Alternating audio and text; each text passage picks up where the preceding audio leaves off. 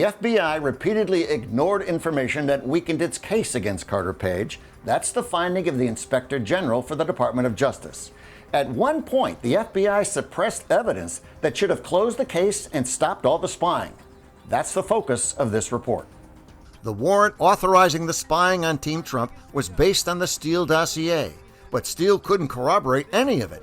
He relied on a primary source. But in January 2017, that source told the FBI that he too couldn't corroborate the dossier. In January, after the election, the entire case collapsed when the principal source says, I never told Steele this stuff. And this was all speculation. No, and I have zero information to support this stuff. So in January 2017, the person who did all the assembling of the information for the now famous Steele dossier tells the FBI, I disavow everything in there. We now know that Igor Danchenko was the primary subsource for the dossier. And while he shredded the credibility of the dossier in his interview with the FBI kept it a secret for 34 months. What happened? Let's flash back. The date, January 24th, 2017. The location, the FBI's Washington field office. It's Danchenko's first of 3 days of FBI interviews in January.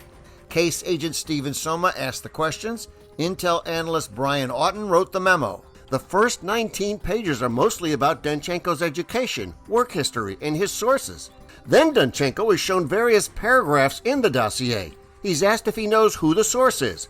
Does the text accurately reflect what he told Steele? If you just read the memo, it's hard to grasp the whole storyline. That's because the memo doesn't include the dossier paragraphs that are being discussed. To make any sense of this at all, you need to compare the memo with the dossier. That's what the IG's investigators did, and that's how they discovered Steele's misstatements and exaggerations. Back to the interview. When Agent Soma asks about Danchenko's source network, Danchenko's attorney jumps in. Quoting the memo, the attorney balked at the use of the term network, stating the preferred term was social circle. So it's Danchenko's old friends and drinking buddies back in Russia feeding him information. Danchenko would then brief Steele, who would ask for corroboration. Danchenko objected. Quoting the memo, Danchenko told Steele he did not want to go back to his friends 3 or 4 times to get additional material. The reason given on page 46? It would look bad and it would raise suspicions. Steele pushed Danchenko to follow up with people or corroborate the reporting, but Danchenko was unable to do so.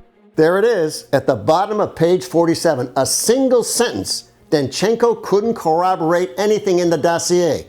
A single sentence, stated so matter-of-factly as if it's insignificant. Here's the question for me. Did the Intel analyst who wrote the memo tell anybody up the chain, oh, by the way, our case just fell apart? Neither the Intel analyst nor the case agent told anybody the case fell apart. That's because they didn't think it did. Or at least that's what they told the IG. No regrets, no second thoughts. The IG reports analyst Brian Auten did not have any pains or heartburn about the accuracy of the dossier based on what Danchenko said. As for the case agent, it did not occur to Soma that Danchenko contradicted information in the FISA. The memo went to 2 FBI supervisory special agents. They said they read it, but didn't realize its significance.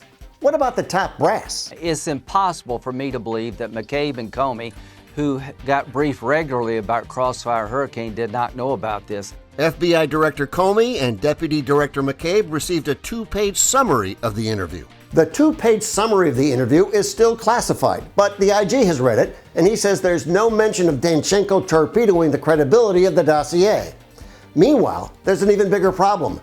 Nobody told the government's lawyers or the FISA court that Danchenko blew a hole in the case. I'll be shocked if somebody does not go to jail now for defrauding the FISA court, because those people who submitted the warrant application in April of 2017 and June of 2017, months after the interview of the subsource saying it was all garbage, they should be real good candidates to go to jail. Eventually, the FISA court learned about the Danchenko interview. The problem? It was told a big lie. So the FISA spying continued for 6 more months. What was the FISA court told? Who lied? That's the focus of our next episode. This is John Sparopoulos reporting.